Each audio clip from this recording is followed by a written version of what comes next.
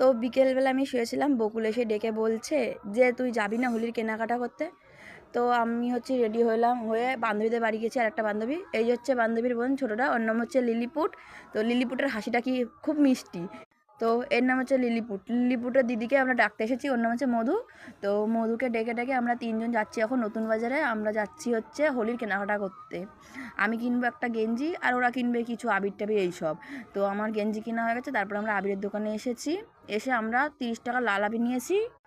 আবির টাবির নিয়ে তারপর আমরা যে যার বাড়িতে যাচ্ছি। এর মধ্যে হচ্ছে আমার গেঞ্জি রয়েছে, তো গেঞ্জিটা না আমি আমার বাড়িতে আনিনি। আর এই যে হচ্ছে বকুলদের বাড়ি। আজকে বকুলের বাবার সাথে খুব খারাপ হয়েছে। আজকে বকুলের বাবার আচারের গাড়ি ভেঙে গেছে, কি করে জানি না। তো ওদের মাল জিনিস অনেক নষ্ট হয়ে গেছে। তা বকুলের মা আমাকে বলছে যে আলু কাবলিটুকুর বানিয়ে খেয়ে নে। তো আমি আলু কাবলির গাবলাটা জাস্ট ধরেছি, অমনি বকুল কেড়ে নিয়ে নিয়েছে, নিয়ে বলছে যে আমি দিচ্ছি।